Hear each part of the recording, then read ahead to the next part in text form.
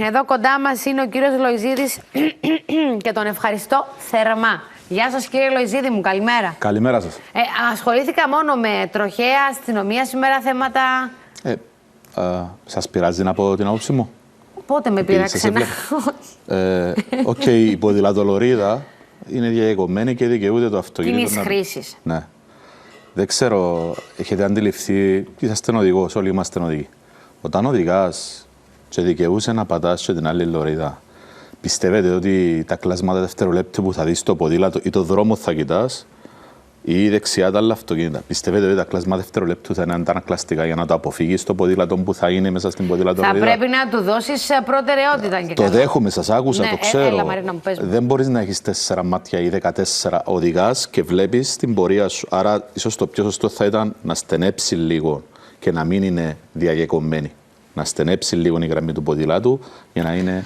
Ναι. Γιατί αυτά τα πράγματα είναι πρακτικά πώς δουλεύουν και όχι θεωρητικά. Μάλιστα. Πάντως να πούμε ότι το όριο ταχύτητας εκεί είναι 30 χιλιόμετρα. Και άρα 10 χιλιόμετρα να είναι. Και 10 χιλιόμετρα να είναι. Αλλά άλλο να είναι 30 και να πηγαίνεις με 50. Ωραία, συμφωνώ. Και άλλο να είναι 30 και να πηγαίνεις με 30. Πάνω απ' όλα όμως πρέπει πρακτικά να βλέπουμε και πολύ ορθά ο κύριος Ευρυπίδου θα βρει τις εισηγήσεις του γραφείου της τροχέας, γιατί η τροχέα πάντα κάνει εξαιρετικές εισηγήσεις για αυτά τα θέματα, γιατί σκέφτονται πρακτικά. Μα εν τούτον το θέμα. Μα τα στυλούθια και τα πασαλάκια. Όχι θεωρητικά. Και χτες ο άνθρωπος που το κατακρίνουμε δεν έπρεπε να πάρουν τα βγάλει. Όχι, εγώ μιλώ για τις εισηγήσεις της τροχέας. Πρακτικά είναι καλύτερες και θα πρέπει να τις δούμε να δούμε και στις μα και για τα πασαλάκια μπορεί να και αν ακολουθήθηκαν οι εισηγήσεις της τροχέας. Ναι, λοιπόν, αυτό που είδαμε και με τα πασαλάκια είναι, και μας το αποκάλυψε ο Δήμαρχος, εγώ δεν το γνώριζα. Ο άνθρωπος, ξέρετε, κατέβηκε με το αυτοκίνητο, έρχεψε και έφκαλε τους πασάλους. Εντάξει, γιατί είχε γίνει ατύχημα και μπλόκαρε ο δρόμος επειδή έβαλαν τα πασαλάκια. Ωραία.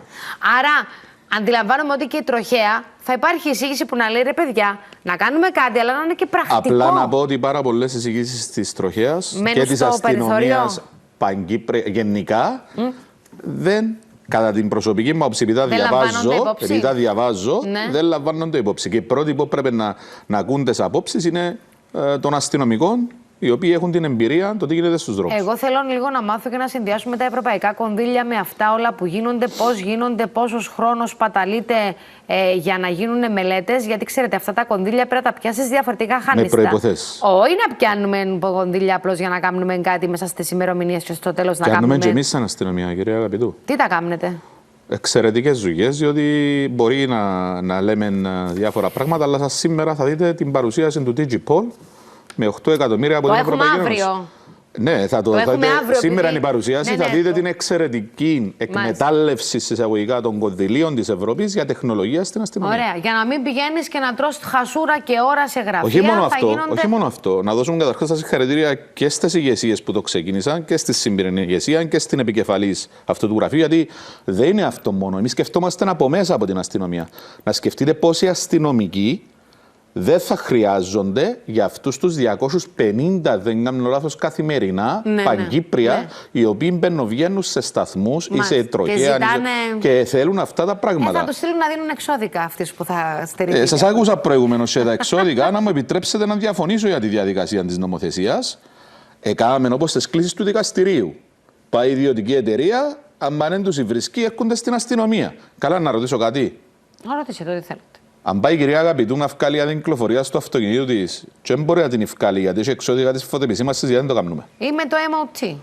Εγώ σας λέω άδεια κυκλοφορίας. Ναι, γιατί κάθε δεν το κάνουμε? Δεν είναι και τα δύο. Γιατί δεν το κάνουμε? Το πιο απλό λέτε. Γιατί να ψάχνω, να βάλω αστυνομικούς να ψάχνουν να επιδώσουν και δεν το κάνουν το πράγμα. Η τεχνολογία είναι εκεί για εμάς, όχι εμείς για την τεχνολογία. Να σας πω λίγο κάτι τώρα. Πείτε μου ακριβώς. Επειδή λέτε κάτι πάρα πολύ βαρύ. Λέτε ότι ο αρχηγός αστυνομίας παραπληροφόρησε τον πρόεδρο της Δημοκρατίας. Αυτή είναι μια πάρα πολύ βαριά κουβέντα. Εσείς από τα 25, εδώ έχω γραπτός αυτόν που έδωσαν του Προέδρου που το έστειλε στην Ευρώπη, που του λέει ότι οι αστυνομικοί σχολάνουν καθημερινά αυτούς που έκοψαν τα αρέστια τους 1.400 στις 6 το απόγευμα. Μάλιστα. Και εγώ σας ρωτώ, αφού μου είπετε ότι είμαι βαρύς ο χαρακτηρισμός, μετά τις 6 το απόγευμα, Δεν έχουμε νοικάν, ΜΑΘ, ΙΔΑΠ, FBI, σεξουαλική κακοποίηση ανηλίκων, εμπορία προσώπων, αντιτρομοκρατικών ουλαμών, ηλεκτρονικό έγκλημα, τροχέα, οικονομικό έγκλημα, προεδρική φρουρά, ομάδα Ζ, προστασία προσωπικότητων, λιμενική, ΙΑΜ, υπεγές, σκηνές εγκλήματος, ποδηλατική, ΟΠΕ, μέλη, κάποια μέλη σταθμών και κάποια μέλη ΤΑΕ. Όλα αυτά μετά τις 6 σκολάνουν κλειού. Άρα λέτε ότι αυτοί που Πρώτο και σημείο. καλά σχολάνουν η ώρα 6. Όχι είμαι εγώ που το είπα. Όχι. Ενώ ο αρχηγός που το έστειλε του Προεδρού, και είπε του όλα τα τμήματα που έκοψα τα ρέστεϊ, σχολάνουν η ώρα 6 το απόγευμα. Συγγνώμη. Είναι τα επιδόματα, είναι τα ωράρια εκεί καταγραμμένα. Αν θέλετε να τα δείξουμε στη δημοσιότητα με μαυρισμένα τα ονόματα αυτών των τμήματων. Πρώτη ανακρίβεια. Μάλιστα. Δεύτερη ανακρίβεια. Του είπε ότι αποφάσισε με τον Υπουργό Οικονομικών, με το Υπουργείο Οικονομικών του είπε,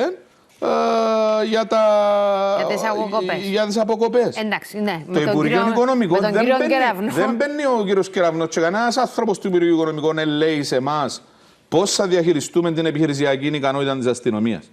Τρίτο σημείο που του είπε. Του είπε το τρίτο σημείο ότι τους ξεκουράζω τους αστυνομικούς. Φέρνοντας τους 15 μέρες περισσότερες δουλειά τον χρόνο και σκολάνοντας τους μια ώρα την ημέρα με το γλύωρα, ξεκουράζεις τους αστυνομικούς. Όταν έχουν αυτοί οι αστυνομικοί, και ξέρετε ποιο είναι το αντιφατικό, που αναγράφηκε και στην επιστολή και το έχω.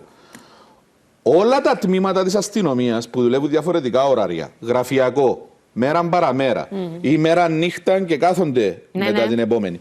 Όλα δουλεύουν τις ίδιες ετήσιες εργατοώρες. Άρα πώς γίνεται με αναλογικότητα αυτός που είναι ώρες γραφείου να έχει 29 μέρες να ξεκουράζεται το χρόνο και ο άλλος που δουλεύει βάρδια να έχει 22. Γιατί μείναν του 4 ρέστη και 17-11 ώρα άδεια. Μα είμαστε σοβαροί. Και μετά μου λέτε ότι είναι βαρύς ο χαρακτηρισμός που είναι είπα. βαρύς, γι' αυτό θέλω να μου το σχολιάσετε. Μα είναι πράγματα γραπτός τα οποία συμβαίνουν και μπορώ να αποδείξω. Και μάλιστα να προχωρήσω στο επόμενο βήμα. Ελάτε. Έχουν πει του Προέδρου ότι θα το αυξήσουν την επιχειρησιακή ικανότητα. Της χώρας. Της χώρας, ναι. Να έρθει ο Πρόεδρος, ο Υπουργός τα ξέρει, να έρθει να τον πάρω σε έναν ΤΑΕ, να τον πάρω σε έναν ΟΠΕ, να τον πάρω σε μια ΝΙΚΑΝ, να έρθουν να τον πάρω και να του φέρω αστυνομικούς να του πούν πόσες υποθέσεις διερευνά ο καθένας, πόσες επιχειρήσεις πάει ο καθένας την εβδομάδα. Και εκείνο που δεν κατάλαβε κανένας που βρίσκεται εκτός αστυνομίας, ο αρχηγός το ξέρει. Και, by the way, να πω του αρχηγού ότι ο καθένας στη δουλειά του. Εγώ είμαι συνδικαλιστής, ο αρχηγός μου είναι αρχηγός μου για την αστυνομία. Έτσι. Θέλω να το κάνω παρέθεση αυτό. Θέλω να προσθέσω το εξής. Κανένας δεν γνωρίζει εκτός αστυνομίας ότι ο αστυνομικός, κύριε αγαπητού, της Βάρδιας θα πάει τη Δευτέρα του 11ωρο, θα πάει την Τετάρτη πυντωμένος και νυχτέρι 11ωρο και την Παρασκευή, ναι, μέρα παραμέρα, και είναι για όλον τον χρόνο. Είναι για 465 μέρες, δεν έχει Πάσχα, Χριστούγεννα, Σαββατοκυριακά. Ναι, όπως τούτο θέλω να το καταλάβει. Δεν κλείουμε τα. Όταν είπαμε της Ευρώπης ότι βαώνουμε τα ούλα η ώρα 6, βάλουμε Ρωμανίσιν, πας στην πόρτα και σκολάνουμε τα τμήματα που σας είπα. Είναι μόνο τούτο. Καλά, δεν διερωτηθείτε η Ευρώπη τι ακριβώς τους λέμε. Η Ευρώπη έδωσε μου deadline. Εμένα μου το απέστειλε η Ευρώπη. Ναι. Εγώ ενημέρωσα τον Πρόεδρο γι' αυτό. Μου το απέστειλε η Ευρώπη. Έχω deadline μέχρι την 1η Εβδόμου να ενημερώσω αν αυτά είναι ανακρίβειες ή ευσταθούν.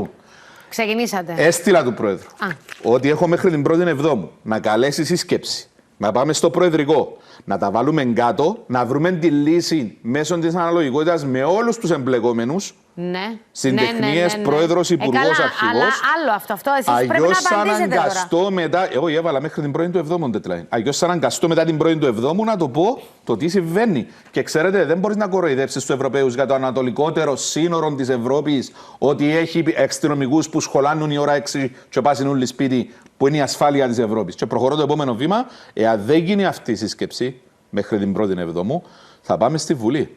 Και ήδη έχω την Πρόεδρο της Βουλής που μου απέστειλε ότι θα στηρίξει οποιαδήποτε προσπάθεια τροποποίησης ή πρότασης νόμου. Έχω το ΑΚΕΛ που επικοινώνησα χθες που μου είπαν ότι είναι δίπλα μας. Γραπτός. Βεβαίως. Γραπτός η κυρία Πρόεδρος της Βουλής, από το ΑΚΕΛ τηλεφωνικός. Για το Δίκο και το ΕΛΑΜ, ο κύριος Παπαδόπουλος και ο κύριος Χρήστου είναι δεδομένη η στήριξή τους. Άρα λέω, ελάτε να τα βρούμε εκτελεστική εξουσία που είναι υπεύθυνη για την εύχρηστη διοίκηση της αστυνομίας, για να μπορέσουμε να ορθοποδήσουμε. Γιατί αυτά τα πράγματα δεν είναι επεξεγέλασε. Εδώ έχω αστυνομικούς οι οποίοι τραυματίζονται συνεχώς εξαιτίας αυτής της νέας ρύθμισης που έγινε. Και να πω και κάτι στην τελική. 3 αρχηγοί που επεράσαν από το 2021 που έγινε η συμφωνία, και όλοι σεβαστήκαν τη συμφωνία. Αυτή τη στιγμή έχει ακυρωθεί η συμφωνία από τον νέο αρχηγό, δεν υπάρχει συλλογική σύμβαση. Υπάρχει ο κανονισμός της Βουλής που ψηφίστηκε το 2019 και να διερωτηθούν με τους νομικούς τους, αφού συμβουλεύονται τους νομικούς τους, το τι μέλη γενέστε. Γιατί με το να λένε ότι θα περιμένουμε το διοικητικό δικαστήριο, γιατί βρίσκουν αυτή τη βιτρίνα και αυτή την πρόφαση, το διοικητικό δικαστήριο θα αποφασίσει μετά από 3 χρόνια. Και να υπενθυμίσω στον αρχηγό ότι ο ίδιος ο πρόεδρος της Δημοκρατίας, συναλλαγώντας, συνεδρίαζε, προσπαθούσε να βρει λύση για τους κτηνοτρόφους 3 και 4 φορές, ενώ εκκρεμούσε απόφαση του διοικητικού δικαστηρίου για τη θανάτωση. Άρα όλα αυτά προφάσιζαν αμαρτίες, όχι σε εμάς. Εμείς αυτή τη στιγμή είμαστε στην τεχνία που εκπροσωπεί χιλιάδες αστυνομικούς, να αναλάβει ο καθένας τις ευθύνες του. Ευχαριστώ πάρα πολύ. Μόνο αυτή ήταν η ερώτηση σας?